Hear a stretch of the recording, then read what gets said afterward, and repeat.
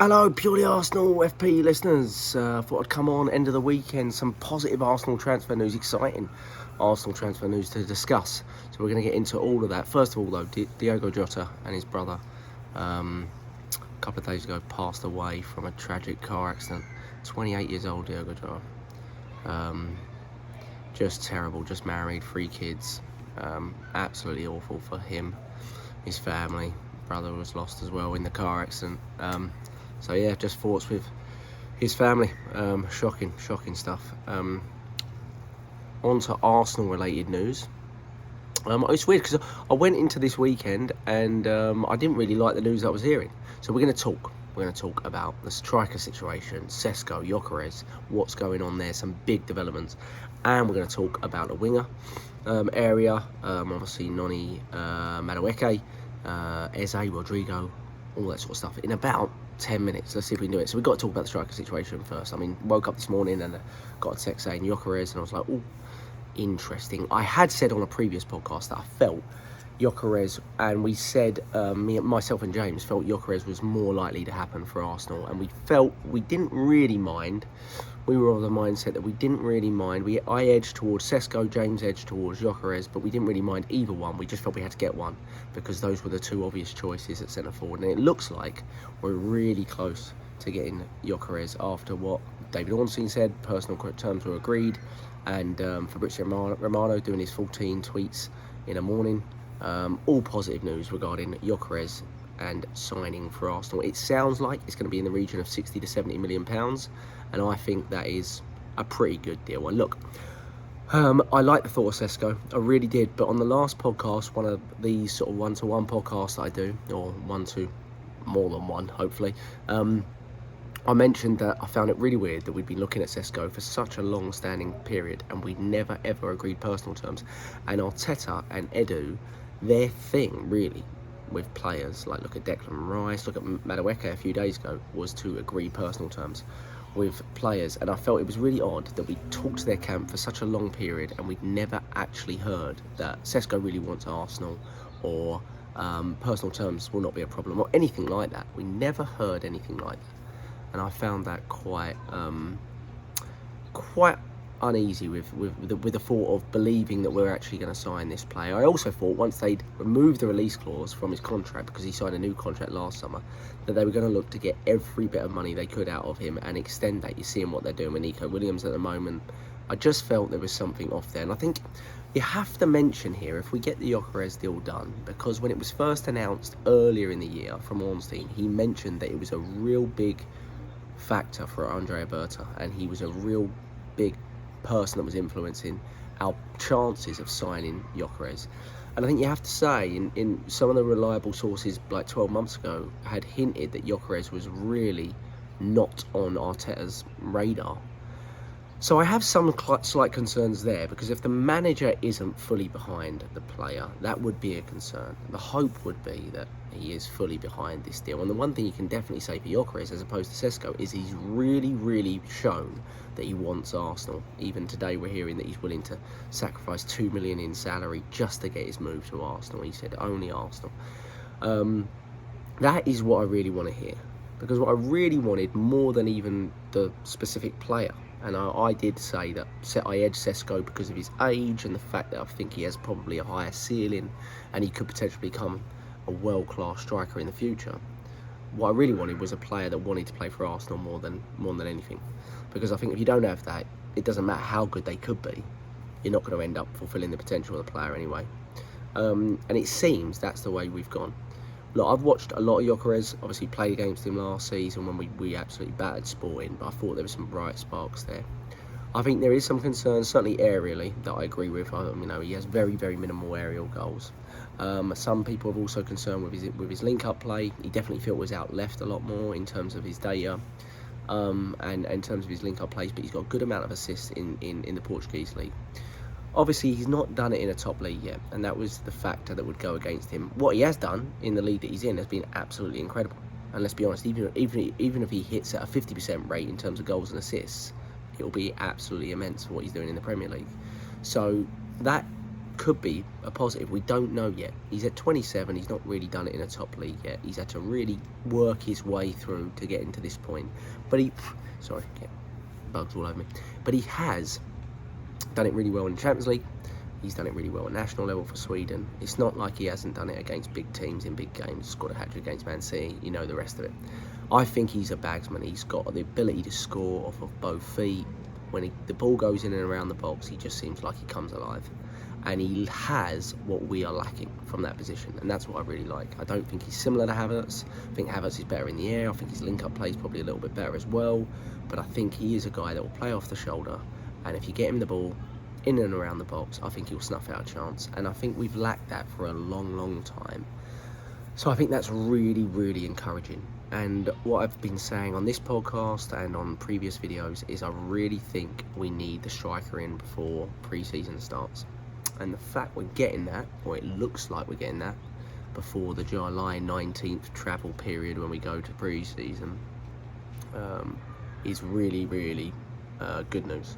And it looks like we might be able to do this deal within the next week. So that is fantastic news. Look, the price point, I think you're going to be taking a risk anyway with Sesko. You know, he's not the finished article by all means either. There's a lot in his link-up data, his link-up play, and some of his finishing at times that is concerning. I think his finishing's worse than Gyokeres.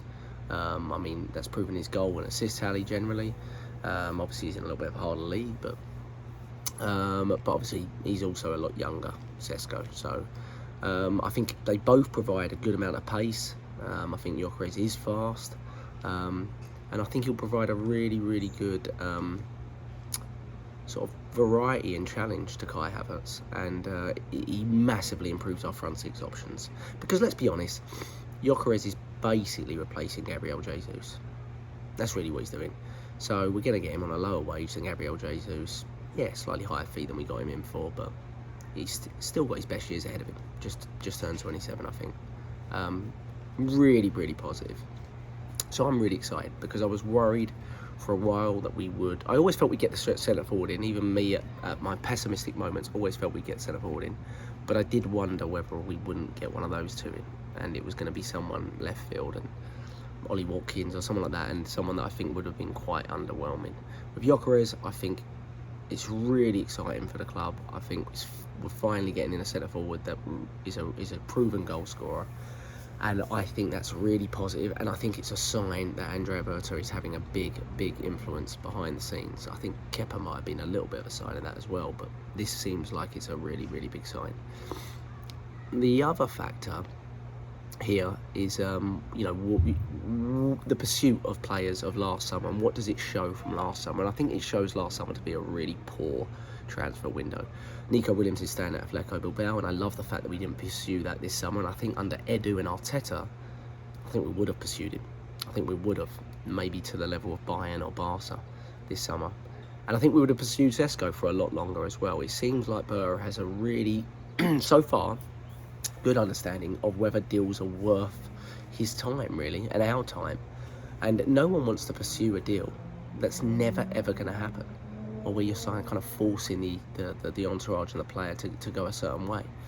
If a player is not convinced by a project, which I believe is a very, very good one, then you should move on from them. And it seems like Berta's doing that at a lot faster rate. So I'm really encouraged by what I'm seeing so far, or what I think I'm seeing so far with Andrea Berta on the winger stuff. So there's been a lot of uproar, lots from me, on the Madueke links and the fact that he's agreed personal terms. Now, the issue I've got with this is I don't think a backup right winger is in our top two attacking needs. I think it went centre forward, left winger, ideally a left winger that could also cover backup right wing, or left winger, starting left winger, backup right winger. So I think that was the order for me. So the fact that we were linked to Madueke and personal terms were agreed before we'd really heard about any of this Gyokeres news progressing, I was certainly frustrated. And some people say, well, why does it matter, you know, the timing of the signings? Well, it does. Last summer kind of proves that it does, doesn't it, really? Because we went for Sesko, didn't get him, and then we ended up basically using that money on a left back and an 8, and never ever signed a striker again. And the argument from a lot of fans was, well, you didn't need to. Why would we go to our plan B? We're going to wait for our plan A, but we're not going to get our plan A from the looks of things. So the fact is, we could have got Gyokeres probably for a bigger fee, but we could have got him last summer. So waiting for a deal that is not worth pursuing, as I said previously, is probably doesn't make a lot of sense. And I expect Sesko will probably still move this summer, but he'll probably go to Liverpool, as Klopp's got his ear probably, or something like that. Chelsea maybe Barcelona if they move on Lewandowski and activate 64 financial levers. But where was it? So that was my issue with the Madueke stuff. I do think timing's important. I think it is critical that we get the centre forward in early, and I think it's critical that we get the starting left winger early, because they're going to start. The backup right winger's not going to start. He's not going to start. He's going to be a squad player, and maybe, hopefully, future starter. But I also don't really see how we spend 40 to 50 million on a backup. And if Madueke's leaving Chelsea, he's leaving because of game time. So if we're saying to him, well, you're just going to be Saka's backup, I don't really see the incentive for him to move. Not to us anyway. I'm sure he'd have other takers. So all of that makes me uneasy. I don't think we spend that money on a backup. That's too much to spend on a backup, even for us. Maybe it's an unprecedented window. We're going to go and spend 300 million. But recent evidence suggests that's probably pretty unlikely. So let's see. Andrea Berta spins plates, right? So it could just be another plate he is spinning, and we don't really know yet. But the reports are we're going to bid on Madueke pretty soon. And I have to say, I don't love the thought of it. The main reason, if it was the backup right winger and we go and sign another elite left winger, fantastic. And if we're waiting on Rodrigo, okay. But you better be sure that Rodrigo's going to happen, because we waited on a left winger last summer, and you could argue the previous summers, Modric, Rafinha, etc., and it never really happened, and we can't afford it. We have to get in a starting centre forward, which it looks like we're going to do, and we have to get in a starting winger. The backup right winger could be covered from that starting left winger, or it could be covered from Ranieri, who we'll come on to now. So I have concerns with Madueke. If he's a backup right winger and we're signing a really expensive backup right winger, who's relatively proven in the league and got some good attributes, best years ahead of him, then okay. But it doesn't sound like the best use of resources for me. And yeah, I'm not going to lie, the report of signing another Chelsea player doesn't really fill many fans with joy at this point.